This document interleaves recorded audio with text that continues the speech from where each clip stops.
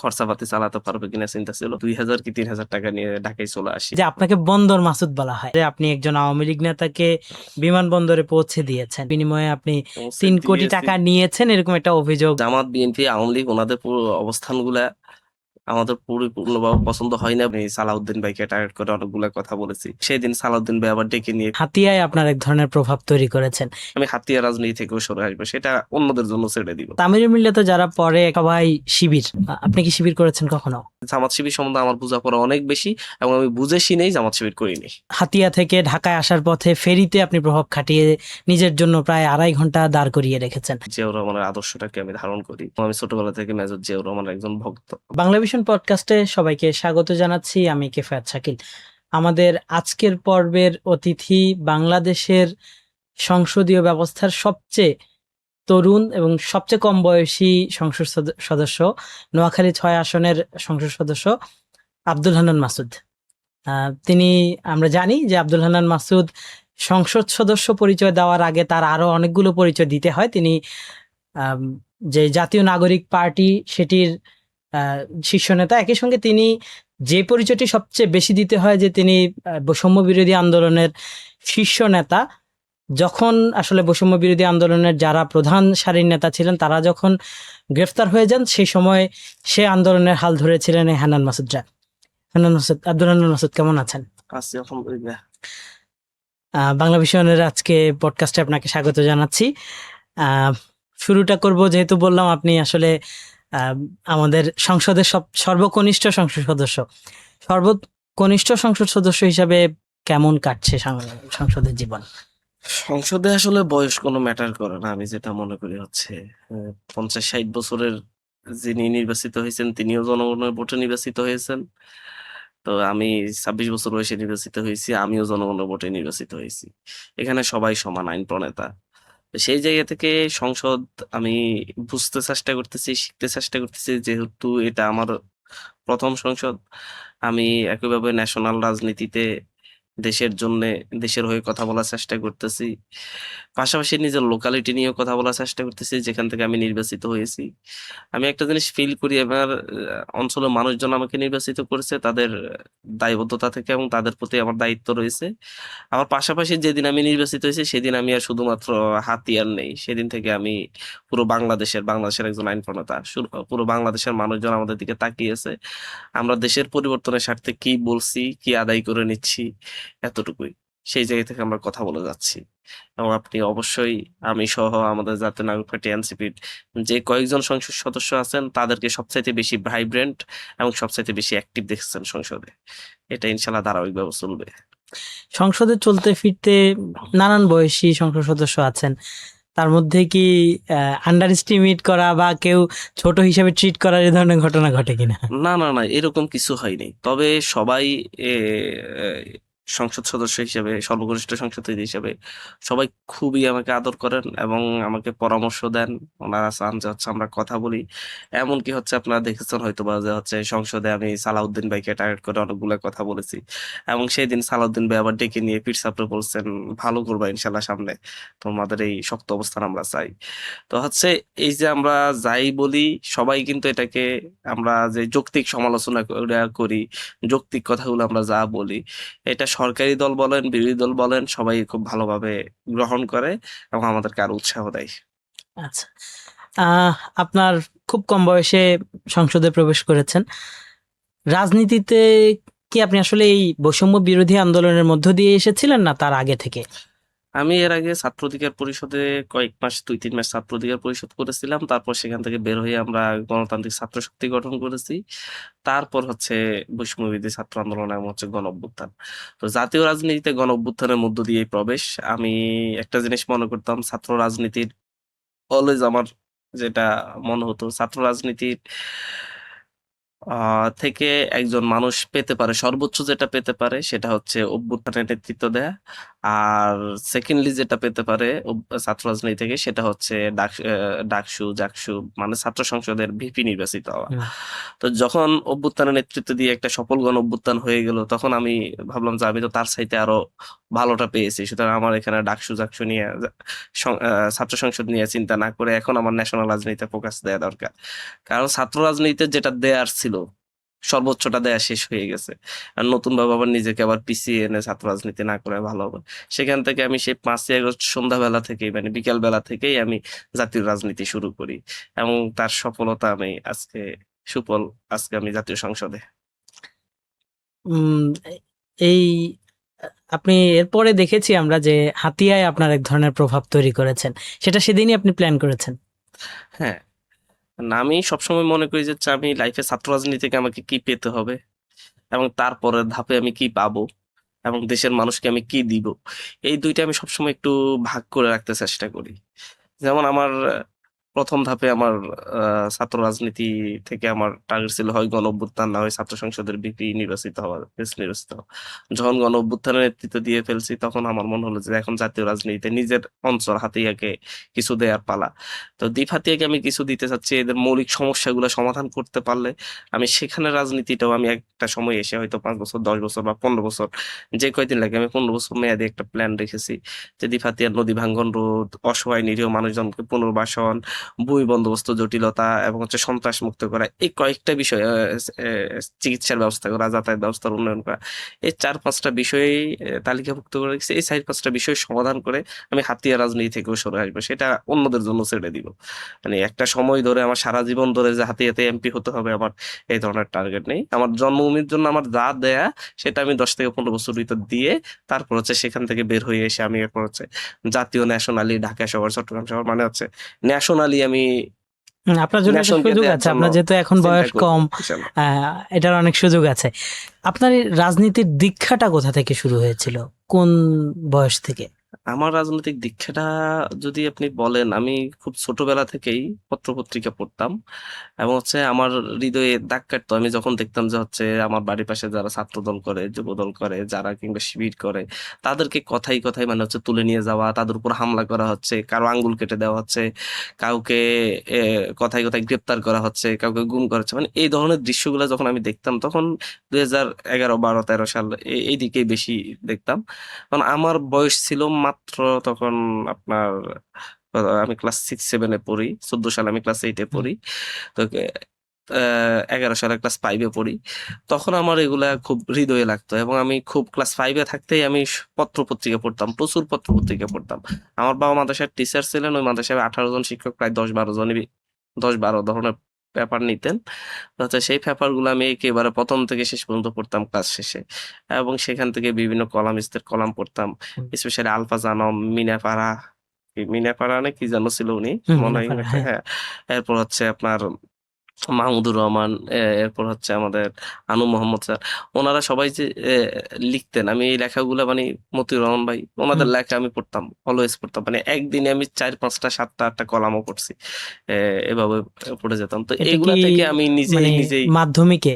মাধ্যমিক ক্লাস 5 থেকে ক্লাস 8 আচ্ছা, পর্যন্ত আমার হ্যাঁ। এই সময়টা এভাবেই কাটছিল। কারণ আমার ক্লাস শেষ হইতো দুপুরে 1টায়, আমি সন্ধ্যা পর্যন্ত শুধু পেপার পড়তাম। দুপুরে মাঝে মধ্যে খাওয়া-দাওয়াও করতাম না। আচ্ছা। আপনি তো তামিল মিল্লাতে পড়াশোনা করেছেন। হ্যাঁ, আমি আসলে হচ্ছে দাখিল দিয়েছি, মানে এসএসসি যেটাকে বলে, এসএসসি দিয়েছি হচ্ছে আমার গ্রাম থেকে, বরিচর আহমদি আলী মাদ্রাসা। সেখান থেকে আমি বোর্ড স্ট্যান্ড করি এবং হচ্ছে বিভাগে 7th হই। সেটা আমার ওই প্রতিষ্ঠানের জন্য মানে রেকর্ড ছিল এবং সেখান থেকে এরপরে নিজে ঢাকায় চলে আসি। বাবা রাজি ছিল না, খরচাপাতি চালাতে পারবে কিনা চিন্তা ছিল। তা আমার মনে হয় ২,০০০ কি ৩,০০০ টাকা নিয়ে ঢাকায় চলে আসি এবং মানে বাবার অবাধ্য হই। আমি অলওয়েজ মানে হচ্ছে একটু নিজের মতো করে সিদ্ধান্ত নিতে পছন্দ করতাম।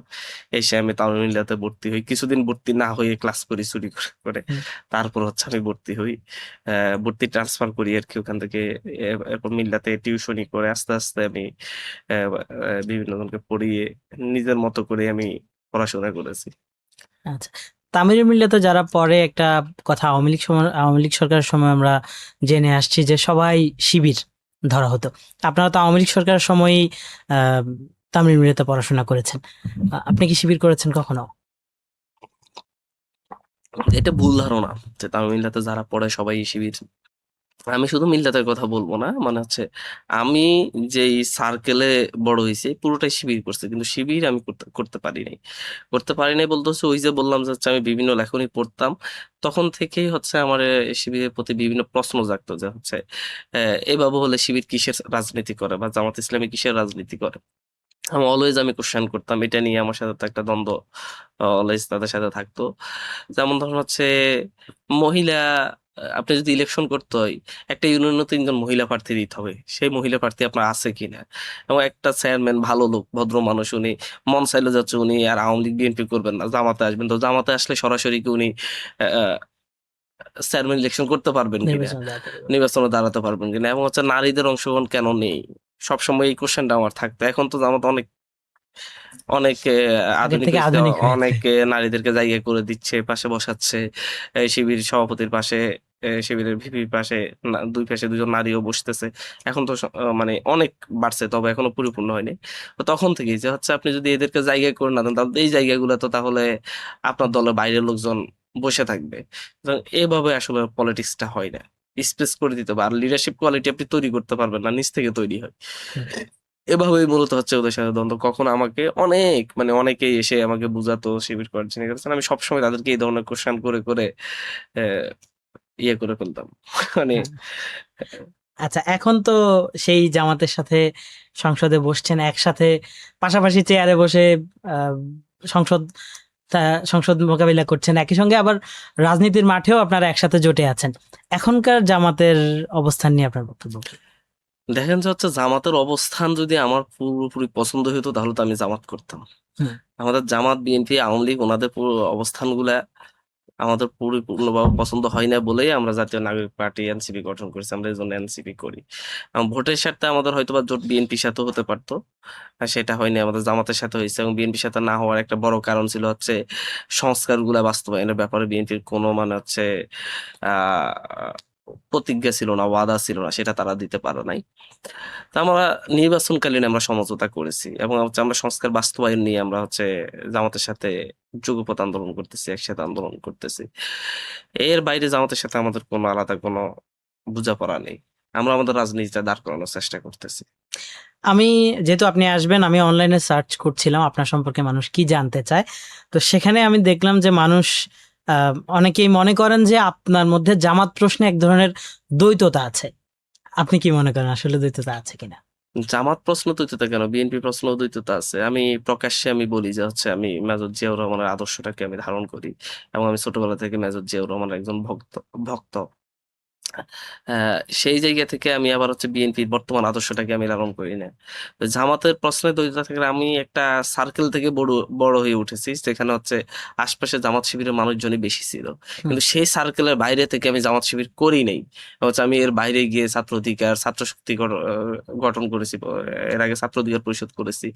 আমার রাজনীতিটা একেবারে আলাদা। আমি বলবো যে হচ্ছে অন্য যারা হচ্ছে এর বাইরে থেকে জামাত শিবিরের বিরোধিতা করে তাদের চাইতে আমি অনেক বেশি এ জামাত শিবির সম্বন্ধে আমার বোঝাপড়া অনেক বেশি, এবং আমি বুঝে শুনেই জামাত শিবির করিনি। আচ্ছা, আপনারা বলছেন যে আপনারা নতুন রাজনৈতিক ধারা নিয়ে আসার চেষ্টা করছেন, আহ, কিন্তু আপনাদের বিরুদ্ধেও অনেকগুলো অভিযোগ আছে। যেমন আপনার বিরুদ্ধেই অতি সম্প্রতি একটি অভিযোগ যে আপনি হাতিয়া থেকে ঢাকায় আসার পথে ফেরিতে আপনি প্রভাব খাটিয়ে নিজের জন্য প্রায় 2.5 ঘন্টা দাঁড় করিয়ে রেখেছেন। এগুলো পুরনো রাজনীতির অনেকটা আচরণ বলা হয়। এ ব্যাপারে না, আপনার বক্তব্য ব্যাপারটা কি? হচ্ছে আপনারা যদি লোকাল সাংবাদিকদের কাছ থেকে জানেন বা হচ্ছে লোকাল মানুষের কাছ থেকে জানেন, এটা পরিপূর্ণ একটা মিথ্যাচার হয়েছিল আর কি। আমি দাঁড় করিয়ে রাখি নাই। এটা ফেরি প্রতিদিনই লেট হয়, তবে সেই দিন হচ্ছে বিএনপির কিছু ছেলেরা ওরা মানুষকে উত্তেজিত করার চেষ্টা করেছিল, কিন্তু তারা ব্যর্থ হয়েছে, উল্টো মানুষজন তাদেরকে মারতে গিয়েছিল। তো সেগুলা মিডিয়াতে খুব কম আসছে। যে দল ক্ষমতায় থাকে সেই দলের অনেক বয়ানই প্রতিষ্ঠিত হয়ে যায়, যারা ক্ষমতার বাইরে থাকে তারা তাদের বয়ানগুলো সত্য হলেও প্রতিষ্ঠিত হয় না। এতটুকুই বলবো। মানে আপনি বলতে চাচ্ছেন যে সেই ঘটনা আপনি দায়ী নয়? সেইটা শুধু আমি না, যাত্রীরা, আপনি যদি সেই দিন লোকাল যাত্রী যারা ছিল তাদের কথাও শুনতেন তাহলে একই ধরনের কথা হতো। আচ্ছা, আপনি যদি কিছু মনে না করেন, আপনাকে আরেকটা প্রশ্ন করি যে আপনাকে বন্দর মাসুদ বলা হয়। এটা কেন বন্ধু বলা বন্ধু হয়? বন্ধু বলা হয়। হ্যাঁ। আমি শ্রমিক রাজনীতিটা আমি দেখি, এখনো শ্রমিক রাজনীতি নিয়ে কাজ করি। তো শ্রমিকদের এই যে আপনাদের মিডিয়া প্রপাগান্ডার শিকার আমি সবচাইতে বেশি হয়েছি। আমি এটা এখনো রিপ্লাই দিতে হচ্ছে। আপনিও জানেন কেন বলা হয়। সবাই জানে, তারপরও কোয়েশ্চেন করতেছেন। তো এটা এখন মানে আমি এনজয় করি। এর বাইরে এটা আমি কিছু বলবো না। তবে হচ্ছে এটা আমি ব্যাপকভাবে মিডিয়া প্রপাগান্ডার শিকার হয়েছি। কিন্তু সেটা মানুষকে কেউ বিশ্বাস করাতে পারে নাই। সেখানে আমাদের এনসিপি পন্থী যারা শ্রমিকরা রয়েছেন তাদের একটা সংগঠন, আমাদের রিক্সা শ্রমিকদের সংগঠন রয়েছে, আমাদের চা শ্রমিকদের সংগঠন রয়েছে। এবং সেইরকমই একটা বন্দরের বন্ধ। শ্রমিকদের নিয়ে সংগঠন। সব সংগঠনেরই আমি উপদেষ্টা। কথা এতটুকু। আচ্ছা। আম হাতিয়ার ব্যাপারেও যদি একই কথা বলি যে হাতিয়াতে বলা হচ্ছে যে বিভিন্ন অভিযোগ কিছুদিন পরপরই দেখি যে আপনার সমর্থকরা প্রতিপক্ষের বাড়িঘরে হামলা করছে, সেখানে এক ধরনের ত্রাসের রাজত্ব কায়েম করছে। এরকম কথাবার্তা আমরা ঢাকা থেকে প্রায় দেখি। তো হাতিয়া কি আসলে মানে হাতিয়ার রাজনীতি কি আসলে প্রতিহিংসার চক্রেই আটকে থাকবে সবসময়? না, আসলে হচ্ছে আপনি মাঝে মধ্যে কয়টা পেয়েছেন? আমি তো দেখিনি। আমি তো এরকম অভিযোগ ভাই শুধু একটাই নির্বাচনের পর পেলাম। থেকে এই ধরনের নির্বাচনের পর ঘটনা যেমন নির্বাচনের পর তো আমরা দেখেছি যে অনেকের আপনারা পাল্টাপাল্টি অভিযোগ করেছেন এবং ধর্ষণের ঘটনাও এখানে আলোচনায় এসেছে। আচ্ছা, তো ধর্ষণের ঘটনা নিয়ে আপনারা জার্নালিস্টরা কোন ধরনের ইনভেস্টিগেশনে গিয়েছেন? যান নাই। আপনারা কোন ন্যাশনাল মিডিয়া যান নাই। আজ পর্যন্ত ওই যে ধর্ষণের ঘটনার ডিএনএ রিপোর্টটা বের হয় নাই। রাজনৈতিক চাপে ধামাচাপা দেওয়া হয়ে গেছে এবং মিডিয়া সহ ধামাচাপা দিয়েছে। এটার দায় আপনাদের সকলের। আমি আহ্বান করবো যে আপনি ধর্ষণের ঘটনা নিয়ে আপনারা ইয়েতে যান, ইনভেস্টিগেটিভ রিপোর্ট করেন। ঘটনাটা কি করছে, কেন এখন পর্যন্ত রিপোর্ট আসতেছে না, কেন এখন পর্যন্ত তদন্ত হচ্ছে না, তাহলে রিপ্লাই পেয়ে যাবেন। সরকার আর মিডিয়া যদি একাকার হয়ে যায় তাহলে কেউ ন্যায় বিচার পাবে না। এবং ঠিক একইভাবে ইলেকশনের আগে পরে যেই পরিমাণ আমাদের নেতাকর্মীদের বাড়ি ঘরে হামলা করা হয়েছে, সেই ক্ষেত্রে একই কথা, সরকার আর মিডিয়া যদি এক হয়ে যায় তাহলে হচ্ছে ওই অঞ্চলের মানুষ আর ন্যায় বিচার পাবে না। মানে আমরা আমরা যেটা ঢাকা থেকে দেখছি যে অভিযোগটা আমি আপনার আমি আপনাদেরকে লোকালে যেতে বলছি। মানে আপনারা ঢাকা থেকে না দেখে আপনারা লোকালি এই প্রত্যেকটা ইস্যু নিয়ে ইনভেস্টিগেটিভ রিপোর্ট আসুক, দেখেন আসলে কি ঘটেছে। তাহলে আমার মনে হয় যে আমার এলাকার মানুষজন ন্যায় বিচার পাবে। আচ্ছা। সম্প্রতি আপনার বিরুদ্ধে আরেকটা অভিযোগ আমরা দেখলাম যে আপনি একজন আওয়ামী লীগ নেতাকে বিমানবন্দরে পৌঁছে দিয়েছেন, এর বিনিময়ে আপনি পৌঁছে 3 কোটি দিয়েছি। টাকা নিয়েছেন, এরকম একটা অভিযোগ। ও, তো ওই আওয়ামী লীগ নেতা এখন কোথায়? আহ, আপনি বলতে পারেন না, না, আসলে। এখন কোথায়? আপনি যে কি এটা দেখছেন সেটা দেখেন না। সে যদি কারাগারে হয় তাহলে আমি কিভাবে তাকে পৌঁছাইয়া দিছি বিমানবন্দরে? মানে একটা মিথ্যাচার আর ইয়ার তো একটা সত্য মিথ্যা যাচাই তো আপনাদের চোখ আছে এবং হচ্ছে বিবেকও আছে। এই ধরনের মিথ্যাচার আমাদেরকে ধরে সিঁড়ি হিসেবে ব্যবহার করে অনেকে এখন উপরে উঠতে চায়। কারণ হান্নান মাসুদকে নিয়ে কিছু বললে তো একটু এটা ভাইরাল আপনাদের হচ্ছে। সতীর্থরাই কিন্তু এই অভিযোগ ভাইরাল করেছে। হচ্ছে। আমার সচেতন ছাত্র দলের লোক আমার সাথে ছিল। কারণ ছাত্র দল করে একটা পোস্টের আশায় অনেক কিছু করতে পারে। আপনারা জানেন করছে। না, আমি কথা সেটাই বললাম। আমি যদি পৌঁছাইয়ে দিয়ে থাকি তাহলে সে কারাগারে কেন কিভাবে? এটা একটা আপনার বিরুদ্ধে অভিযোগ। এখন বিষয় হচ্ছে যেটা যে আপনারা আওয়ামী লীগের বিরুদ্ধে আন্দোলন করেছেন, আওয়ামী লীগকে বাংলাদেশ থেকে বিতাড়িত করার পেছনের অন্যতম নায়ক হান্নান মাসুদ। এখন আওয়ামী লীগের রাজনীতি কি বাংলাদেশে কখনো আপনারা মেনে নিবেন? আপেক্ষিক ব্যাপার। কিন্তু সন্ত্রাসী রাজনীতি আমরা কখনো মেনে নিব না। ফ্যাসিজম কখনো আমরা মেনে নিব না। যারা আমাদের ভাইদেরকে গুলি করে হত্যা করছে, যারা এটার উপর এটাকে উপর বয়ান তৈরি করেছে, যারা মানুষজনকে এই বাংলাদেশের সাধারণ মানুষজনকে যারা হচ্ছে ভোট দিতে পারে নাই এবং এ নিয়ে যখন কথা বলছে, দুর্নীতিবিদ যখন কথা বলছে, তাদেরকে হত্যাযোগ্য করে যারা তুলেছে তাদের কোনো ক্ষমা নেই। তাদের বিরুদ্ধে আমাদের আমরণ লড়াইটা চলবে। কেউ যদি তাদেরকে পুনর্বাসন করার চেষ্টা করে, কেউ যদি তাদেরকে সামনে আনার চেষ্টা করে, রাজনীতিতে আনার চেষ্টা করে, সেটার বিরুদ্ধে আমাদের লড়াই থাকবে। আমাদের যতটুকু শক্তি সামর্থ্য আছে অতটুকু নিয়েই আমরা ঝাঁপিয়ে পড়বো। কারোর জন্য অপেক্ষা করব না। তবে যারা এসবের সাথে জড়িত ছিল না, সেটা যদি ট্রুথ এন্ড রিকনসিলিয়েশন হতে পারে রাষ্ট্রীয়ভাবে উদ্যোগ নিলে, ট্রুথ এন্ড রিকনসিলিয়েশন ছাড়া আসলে এটা সম্ভব না বাংলাদেশে। মানে কাউকে রাজনীতি করতে দেয়া না দেয়ার ব্যাপারটা। রিসেন্টলি আমরা দেখছি প্রচুর মিছিল মিটিং করছে তারা, আপনার নোয়াখালীতে তো বিশাল শোডাউনই করলো তারা। এই জায়গাগুলো কিভাবে দেখছেন? ওদেরকে ক্ষমতাসীন দল নির্বাচনের সময় ব্যবহার করেছে, ওদেরকে এলাকায় ঢুকিয়েছে। অনেক ক্ষেত্রে যারা মানে হচ্ছে সন্ত্রাস করার কারণে নিজেরা এলাকা ছেড়ে চলে গেছে এবং নিজেরা বাড়িতে আসতে ভয় পাচ্ছিল, তাদেরকে একেবারে হাতে করে ধরে নিয়ে বাড়িতে রেখে আসা হয়েছে বিএনপির বিভিন্ন প্রার্থীরা, রেকর্ড আছে, প্রমাণ আছে। তো তারা যখন এইভাবে পুনর্বাসন করে, এইভাবে দেয়, তখন তাদের বিরুদ্ধে মিছিলও হবে, এইভাবে করবে। এবং এই কোশ্চেনটা যেই জায়গায় মিছিল হয়েছে, এটা সরাসরি আপনার যে আসন থেকে ইলেকশন করতে যায়, ছাত্র দলের কেন্দ্রীয় সেক্রেটারি, আসিফ ভাই। তারা এসে আসন থেকে তারা সহ সবাই পুনর্বাসন করছে, শুধু নাসির ভাই না, অন্য যারা আছে। এবং আমার ওখানেও ব্যাপক পুনর্বাসন করা হয়েছে। আমার ভোটের 4-5 দিন আগে মানুষের দ্বারা দ্বারা না দিয়ে আমার বিদ্রোহী প্রার্থী যিনি, বিরোধী প্রার্থী যিনি ছিল বিএনপি থেকে, উনি সব আওয়ামী লীগ নেতাদের বাড়িতে গিয়েছেন, তাদেরকে বিভিন্ন জায়গা থেকে নিয়ে নিজে হাতে করে নিয়ে বাড়িতে দুপুরে গিয়ে খাইছেন, ওই বাড়িতে ওদেরকে রেখে আসছেন, এভাবে করে পুনর্বাসন করছে। না, এরা যদি কালকে মিছিল করে, এটা দায়ী তারা নিতে হবে, আপনি কি এখনো মনে শেল্টার করেন দিচ্ছে। আপনি কি মনে করেন আওয়ামী লীগ এই মুহূর্তে বাংলাদেশে এসে কি জনভিত্তি তৈরি করতে পারবে?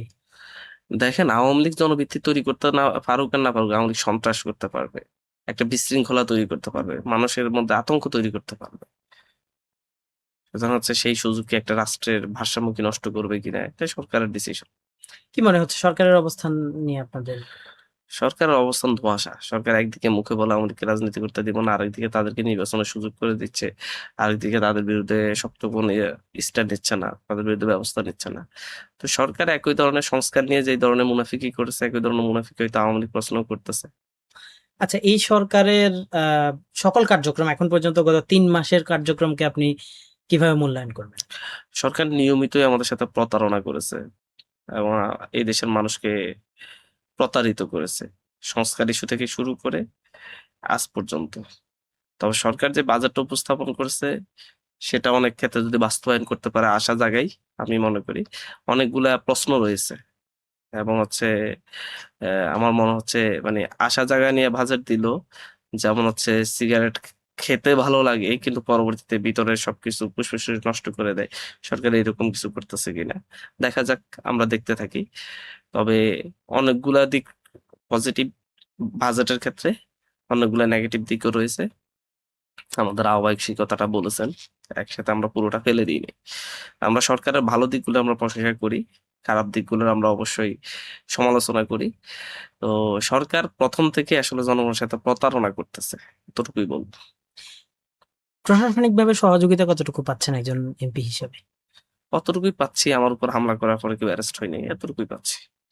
মানে কয়েক দফা হামলার শিকার হয়েছে কিন্তু একজনকে অ্যারেস্ট করা হয়নি, এতটুকু সহযোগিতা আমি পাচ্ছি আর কি। অন্যান্য কাজের ক্ষেত্রে? অন্যান্য কাজের ক্ষেত্রে সেম, মৌখিকভাবে সবাই আমাদের জন্য অনেক কিছু করে ফেলে কিন্তু কাজের বেলায় কিছুই হয় না। আচ্ছা, গত 2 বছরে আপনার মানে কোন কোন সিদ্ধান্ত কি আপনাকে এখন আবার ভাবায় যে এই সিদ্ধান্তটা নেওয়া ঠিক হয়নি, এখান থেকে ফিরে আসতে মন চায়, এরকম কোন সিদ্ধান্ত আছে? আমার কাছে মনে হয় যে হচ্ছে রাজনীতিটা আসলে আমরা কতটুকু করতে পারবো, সেটা নিয়ে আমাকে ভাবাই আসলে। যেমন এমপি হয়ে আমার কাছে মনে হচ্ছে একটা চোরাবালিতে আটকে গেছি। মানুষের যে চাহিদা, যে স্বপ্ন, সেগুলো বাস্তবায়ন করা অনেক বেশি কষ্টসাধ্য, সীমাবদ্ধতা অনেক। এবং এটা খুব কষ্ট দেয় যখন নিজের সামনে অনেক মানুষকে দেখি যে হচ্ছে আহত, অসুস্থ, সেবা কোনো ধরনের পাশে দাঁড়াতে পারি না। এবং ঘর নেই, বাড়ি নেই। সব মানুষ তো হচ্ছে এখন মানে আমাকেই তাদের নেতা বানিয়েছে যে তাদেরকে এসব থেকে মুক্তি দিব। তো সেই ক্ষেত্রে যথেষ্ট বরাদ্দ পাচ্ছি না এবং সেই ক্ষেত্রে সবার পাশে দাঁড়াতে পারতেছি না। তো এটা খুবই কষ্ট দেয় আরকি। তো মনে হয় যে হচ্ছে এমপি হয়ে চোরাবালিতে আটকে গেছি। তবে চেষ্টা করতেছি এখানে দাঁড়িয়েই যতটুকু মানুষের পাশে দাঁড়ানো যায় আরকি। আপনার আসনটা যেহেতু একটি উপকূলীয় অঞ্চল এবং একই সঙ্গে এটি আলাদা বিচ্ছিন্ন জনপদ, সেক্ষেত্রে মানে অন্য আসন থেকে আপনি চ্যালেঞ্জ কি মনে করেন ওখানকার জন্য? আমার এখানে নদী ভাঙ্গন সবচাইতে বড় চ্যালেঞ্জ। আমার এখানে প্রাকৃতিক দুর্যোগ সবচাইতে বড় চ্যালেঞ্জ। আমার এখানে গরিব অসহায় মানুষ এবং হচ্ছে ছিন্নমূল মানুষের পরিমাণ অনেক বেশি। প্রচুর চরগুলাতে, নতুন যেগুলা চরগুলাতে বিভিন্ন ডাকাতের আস্তানা হয়েছে এবং তারাই সেখানে সর্বেসর্বা। তো এদের থেকে মুক্ত করা, সন্ত্রাস থেকে এই দ্বীপকে, এই অঞ্চলকে মুক্ত করা আমার জন্য সবচাইতে বড় চ্যালেঞ্জ আরকি। এই এবং জায়গাটাতে কি এত আপনি একজন এগুলো এমপি আলাদা। হিসাবে এগুলো নিয়ন্ত্রণে ভূমিকা রাখতে পারছেন? আর দেখেন যে হচ্ছে এগুলোর জন্য সরকারের ভূমিকা মুখ্য ভূমিকা দরকার, কারণ প্রশাসন ব্যবস্থা সরকারের হাতে। সরকার কোন জায়গায় সন্ত্রাস রাখবে আর কোন জায়গায় সন্ত্রাসের বিরুদ্ধে অ্যাকশন নেবে সরকার ডিসিশন নেয়, এমপি না। তো আমি আমার ভয়েস রেজ করে যাচ্ছি, আমি ভয়েস রেজ করে বলতে থাকবো সন্ত্রাস মুক্ত হাতিয়া গড়ার জন্য। পারিবারিক প্রশ্নে আসি একটু। আহ, পারিবারিক জীবনে কেমন কাটছে হান্নান মাসুদের? আলহামদুলিল্লাহ খুব ভালো যাচ্ছে। পরিবারের সবার মধ্যে আমাদের আগ থেকে আমরা একটা যৌথ ফ্যামিলি, আমাদের সবার সাথে ভালো সম্পর্ক, সবাই মিলেমিশে আমরা কাজ করে যাচ্ছি আর কি। আপনি এবং সাংসারিক জীবনেও খুব কম বয়সে প্রবেশ করেছেন। সেক্ষেত্রে কেমন কাটছে আমাদের যে ভাবি রয়েছেন তার আমি সঙ্গে? খুব সাপোর্ট পাচ্ছি ওর কাছ থেকে, এবং হচ্ছে সবকিছুতেই যেই মানসিক সাপোর্ট দরকার পরিপূর্ণভাবে পাচ্ছি তার এই দিক সঙ্গে কি থেকে। আগে থেকে প্রেম ছিল না হ্যাঁ, কি? আগ থেকে আমাদের পরিচয় ছিল, তো প্রায় 1 বছরের সম্পর্ক ছিল, তারপর আমরা মানে বিয়ে অনেকে করেছি। বলে যে এটা আন্দোলন থেকে পরিচয়, এরকম কিছু? হ্যাঁ, আন্দোলন পরবর্তীতে পরিচয়, তারপরে 1 বছর আমাদের মধ্যে বোঝাপড়া ছিল, তারপরে হচ্ছে বিয়ে আরকি। আন্দোলনের আরেকটা সফলতা। বলতে পারেন। আচ্ছা। আহ এক্ষেত্রে মানে আপনি যেটা বলছিলেন যে খুব ভালো চলছে, তিনি সহযোগিতা করে রাজনৈতিক ক্ষেত্রে। ও নিজেই তো রাজনীতি করে। হুম। ও গণতান্ত্রিক ছাত্র শক্তির ঢাকা বিভাগীয় সাংগঠনিক সম্পাদক, এবং ঢাকা বিভাগ ছাত্র শক্তির ক্ষেত্রে সবচেয়ে বেশি অ্যাক্টিভ। তো সেই ক্ষেত্রে ও নিজের রাজনীতিটাও করে, আমার রাজনীতিতেও সাপোর্ট দেয়। এদিক দিয়ে আমাদের বোঝাপড়া অনেক ভালো। না, আমরা দেখেছি নির্বাচনে আপনার জন্য তিনি যেভাবে খেটেছেন। তবে স্ত্রীরা সবসময় একটু ঝুঁকিপূর্ণ কাজে স্বামীকে বের হতে দিতে চান না। এক্ষেত্রে উনি কি ব্যতিক্রম? হ্যাঁ, ও নিজেই তো ঝুঁকি নিতে পছন্দ করে, এবং ইলেকশনের দিন বিভিন্ন জায়গায় কেন্দ্র দখল করে রাখছে, ভোটারদেরকে যেতে দিচ্ছে না।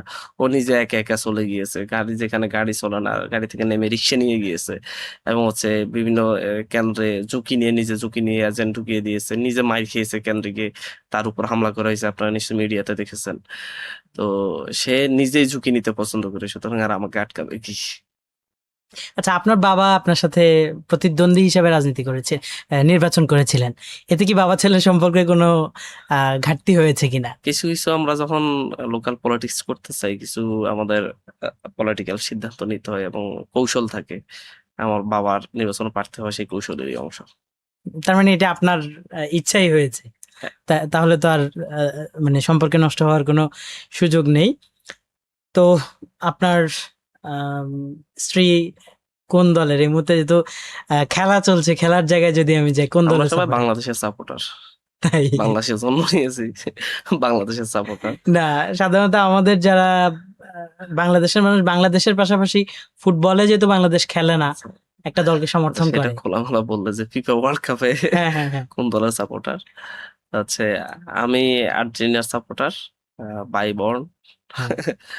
মানে হচ্ছে জন্মের পর থেকে যখনই আমাদের বোধ বুদ্ধি হয়েছে খেলা দেখতেছি, সেই 2010 সালে প্রথম খেলা দেখ, তখন থেকেই। আমার বয়স যখন 8-10 বছর, 9 বছর 10 বছর এমন। আর আমার ওয়াইফ ব্রাজিলের সাপোর্টার। তার মানে ওয়ার্ল্ড কাপ পুরো ঘরের মধ্যেই। হ্যাঁ, এটা তো বাংলাদেশের আলাদা আনন্দ। বাংলাদেশের যেহেতু বিশ্বকাপ। দুইজনই যদি একই দলের সাপোর্ট হতাম তাহলে আনন্দটা কম হতো। এখন দুই দলের সাপোর্টার হতে একটা ভালো আনন্দ হবে, খেলা দেখেও মজা পাওয়া যাবে একসাথে। খেলা নিয়ে তর্ক বিতর্ক হয় ঘরে? তেমন না। খেলা দেখা হয় একসাথে? হ্যাঁ, খেলা দেখা হয়। দেখা হয়, তর্ক হ্যাঁ, বিতর্ক হয় না? তো আপনি তো যতদূর দেখলাম যে একদম আর্জেন্টিনার ড্রাই হার্ট সাপোর্টার। ভাবি কি একটু দুর্বল? ও ব্রাজিলের ডাইহার্ড সাপোর্টার। ড্রাই হার্ট হলে তো মনে হয় তর্ক বিতর্ক লাগার কথা। না, তর্ক বিতর্ক লাগে না, আমি একটু খুঁচাই আর কি, হলুদ জার্সি নিয়ে সেভেন আপনি। ও খুব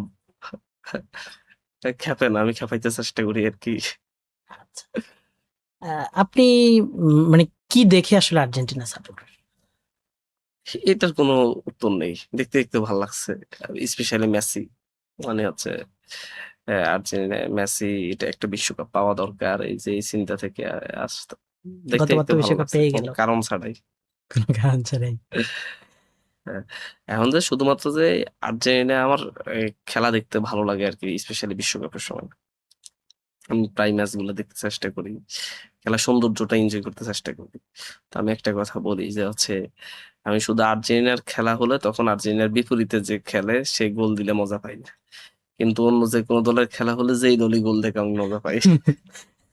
কিন্তু আম, আপনার যেহেতু ধরেন একটা ফ্যান বেজ আছে, পলিটিশিয়ানদের অনেক জনসমর্থন থাকে। আপনার সমর্থকদের মধ্যে কেউ ব্রাজিল সাপোর্টার আছে, কেউ আর্জেন্টিনা, কেউ অন্য দলে থাকতে পারে, জার্মানি বা অন্য দল। এক্ষেত্রে কি প্রভাব পড়ে না নেতার? জানি না প্রভাব আগামী ইলেকশনে পড়ে কিনা, দেখা যাক। তবে এই ইলেকশন তো শেষ। মানে মানে কোন ফুটবল খেলায় কি কোন দলের সাপোর্টার সেটা বিবেচনা করে মানে ভোটের মাঠে বা হচ্ছে রাজনীতির মাঠে প্রভাব পড়ে না। না, ধরেন আপনার যারা কর্মীরা আছে এখন, যারা আপনার সাথে চলে ফিরে, এরা এখন বলতেছে না যে লিডার আপনি আরেক দল, আমি না, তারাও মজা নেই যে লিডার আপনি আমাদের দলে যোগ দেন। তারা আবার হচ্ছে ব্রাজিলের জার্সি পরাইয়া এডিট করে ছবি পোস্ট দেয় যে না লিডার ব্রাজিলে যোগ দিছে, মানে এই ধরনের একটা তারাও আনন্দ করে। তো আপনাকে ধন্যবাদ আমাদেরকে সময় দেওয়ার জন্য। দর্শক, আমরা দীর্ঘক্ষণ আসলে এটা অনেকটা আড্ডা দেওয়ার মতো, আমরা আড্ডার মাধ্যমে হান্নান মাসুদের জীবন সম্পর্কে জানার চেষ্টা করেছি। রাজনৈতিক জীবন যেমন, একই সঙ্গে তার ব্যক্তি জীবন কেমন রয়েছে, কেমন ছিল, সবকিছু জানার চেষ্টা করেছি। পরবর্তী পর্বে অন্য কোনো অতিথি নিয়ে আপনাদের সামনে হাজির হব। ততক্ষণ ভালো থাকুন, সুস্থ থাকুন, থাকুন বাংলা ভিশনের সঙ্গে।